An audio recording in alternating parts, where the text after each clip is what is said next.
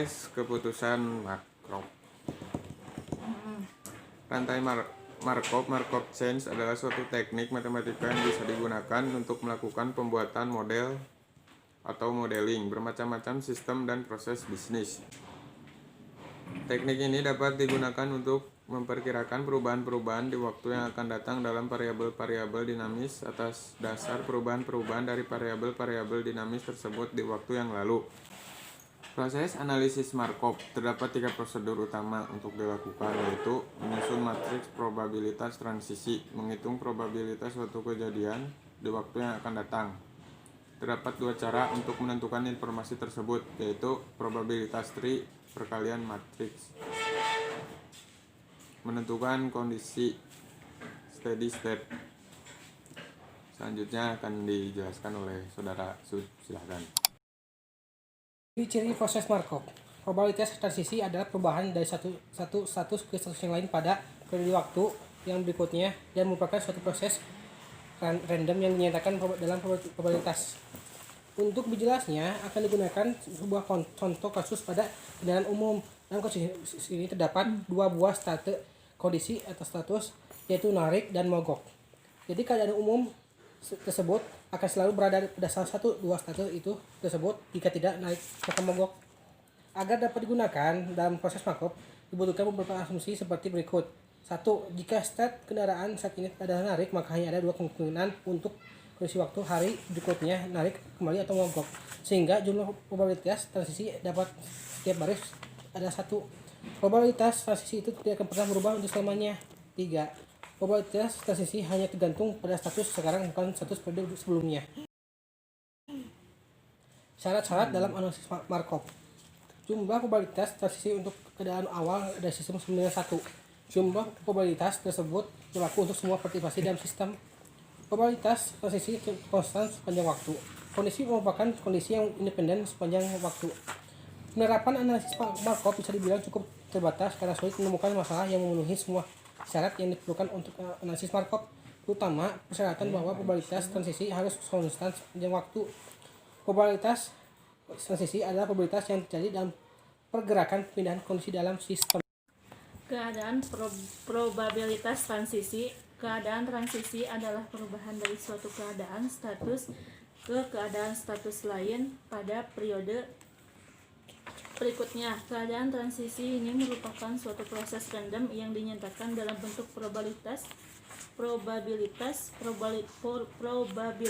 ini dikenal sebagai probabilitas transisi. Probabilitas ini dapat digunakan untuk menentukan probabilitas keadaan atau periode. Peralatan analisis Markov. Probabilitas tree merupakan cara yang aman dan sangat membantu untuk menunjukkan sejumlah terbatas transisi dari suatu proses Markov. Pendekatan matriks, ada kalanya kita harus mencari probabilitas pada periode yang sangat besar, misalnya periode hari ke-9, ke-10, dan seterusnya.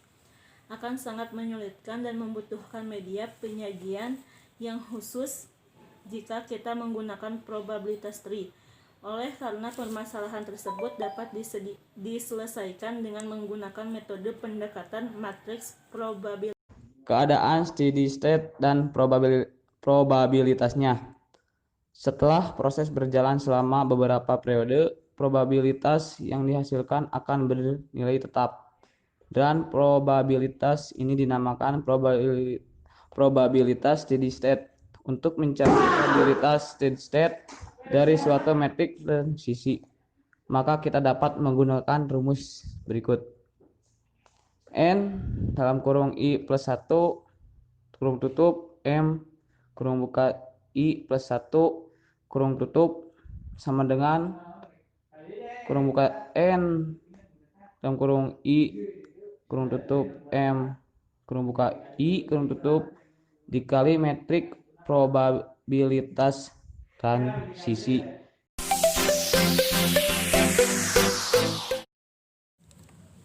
Kali ini masuk ke bagian contoh soal. Di sini ada sebuah restoran dengan nama biasa aja, telah berdiri sejak 3 tahun yang lalu. Sang pemilik restoran ingin mengetahui perkembangan usahanya tersebut. Berikut data-data yang diperoleh. Nah, di sana ada sebuah tabel, ada keterangan tahun 1 sampai tahun 2. Ada untung, rugi, sama jumlah. Nah, di tabel yang kedua itu restoran mengalami kerugian dan keuntungan. Jadi ada perubahan harga dalam waktu 2 tahun tersebut. Itu yang bagian tahun 1 itu horizontal, tahun 2 vertikal. Tinggal dijumlah aja, hasilnya pun sama dengan tabel yang atas, cuman dibagi-bagi. Habis itu kita masuk ke step berikutnya. Ditanya, buatlah tabel probabilitasnya. Tentukan probabilitas tahun ketiga ketika rugi, tahun ke-1-nya untung, tahun ketiganya rugi, tahun ke-1-nya rugi, tahun ketiganya untung, tahun ke-1-nya untung, lalu tahun ketiganya untung, tahun ke-1-nya rugi. Yang terakhir bikin probabilitas pada kondisi steady state-nya. Kita langsung aja ke bagian berikutnya. Nah, di sini ini untuk jawaban nomor 1, tapi bagian 1 karena nanti ada bagian yang lain, asik yang lain. Oke, lanjut aja. Di sini ada tabel tahun 1, tahun 2, untung rugi. Sama kan kayak tabel yang sebelumnya. Nah, angka ini tuh dari mana sih? Nah, angka yang ini tuh yang tadi. Yang untungnya 525 pada tahun 1 dibagi jumlah total dari untung tahun 1, 2325. Hasilnya adalah sekian. Nah, yang ruginya juga sama. Tahun 1, tahun 2-nya sama, tinggal dibagi aja. Nah, nanti hasilnya ini masuk ke step selanjutnya. Nah, kita lanjut bagian untuk jawaban nomor 1 bagian kedua, yaitu probabilitas tree. Ya, ini yang tabel yang tadi, pindahin aja ke sini biar nanti gampang. Nah, sebelah sini, sebelah kanan itu ada probabilitas tree-nya. Ini bukan bulan ya, tapi tahun. Agak tipe. Itu tahun 1, tahun 2 sama tahun 3. Ketika untung sama rugi itu kita masukin untuk diproyeksikan dalam probabilitas tree ini. Ketika tahun ke-1-nya untung, tahun ke-2-nya untung, hasilnya tadi di tabel adalah 0,2258. Begitu juga dengan ketika bulan ke-1-nya untung, bulan ke-2-nya rugi, hasilnya adalah 0,7742. Sampai sini paham kan ya? Nah, habis itu pokoknya terus yang di bawahnya juga sama, tinggal diterusin aja. Nah, terus masuk ke tahun ketiga.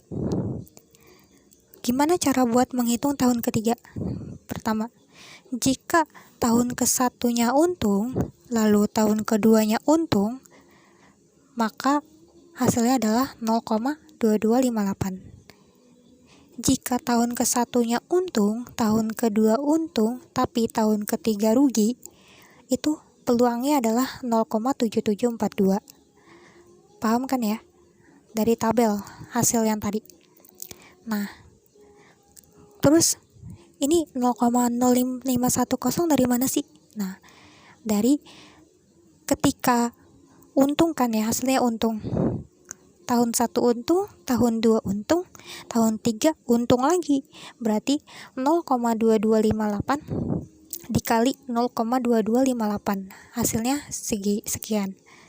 Nah, terus untuk bagian yang ruginya juga sama. Ketika tahun ke-1-nya untung, tapi tahun ke-2 untung, pas tahun ketiga rugi. Berarti 0,2258 dikali 0,7742. Hasilnya 0,1748. Paham kan ya? Paham dong. Nah, udah deh, tinggal terusin aja kayak gitu terus sampai periode 1, periode 2. Yang atas periode 1, yang bawah periode 2. Kalau udah, nanti masuk ke step berikutnya ya, untuk menjawab soal nomor 2 sampai dengan nomor 6. Nah, kita masuk ke bagian slide terakhir. Ini untuk soal nomor 2 sampai nomor 6. Dari situ kita bisa melihat ada 4 kemungkinan atau yang ditanya pada soal dari tahun 1 loncat ke tahun 3 tanpa melihat apa yang terjadi pada tahun 2. Jadi tahun 2 mau untung mau rugi kita tidak perhatikan. Kita cuman pengen tahu aja tahun 1 sama tahun 3 karena di soalnya ya gitu. Nah, jadi di sini yang soal kedua, probabilitas pada tahun ketiga itu rugi, sedangkan tahun ke-1 untung. Berarti kita bisa lihat di bagian yang tadi. Nah, kan tadi tahun 1-nya untung, tapi tahun ketiganya rugi. Berarti kan hasilnya yang mana? Yang tadi 0,1748. Lihatnya di tahun ketiga ya, terus dibandingin sama tahun 1 aja. Nah, terus di tahun ke-1-nya untung, di tahun keduanya juga ada yang rugi, ya kan? Ada dua kali. Nah, ditambah 0,1748 ditambah 0,2083. Hasilnya adalah 0,3831. Begitu seterusnya, nomor 3, nomor 4, sama nomor 5 itu sama sistemnya. Lalu untuk menghitung steady state, saya menggunakan rumus yang simple. Ini 0,2258 itu adalah di sini itu rumusnya pakai yang X1 sama nyari X2. X1-nya itu sama dengan ini adalah keuntungan ditambah sama kerugian. X1 sama dengan 0,2258 dikali X1 ditambah 0,7309 dikali 1 min X1. Jadi nanti dikali silang dulu ya. 0,7309 dikali 1 sekian. Lalu 0,7309 min X1. Nah, terus udah tinggal diproyeksikan saja. Ketemu X1-nya, lalu masukkan untuk mencari X2 yang tadi 1 min X1. Itu masuk buat rumus X2. Udah ketemu X1 sama X2-nya. Jadi steady state yang simpelnya ya, yang seperti itu.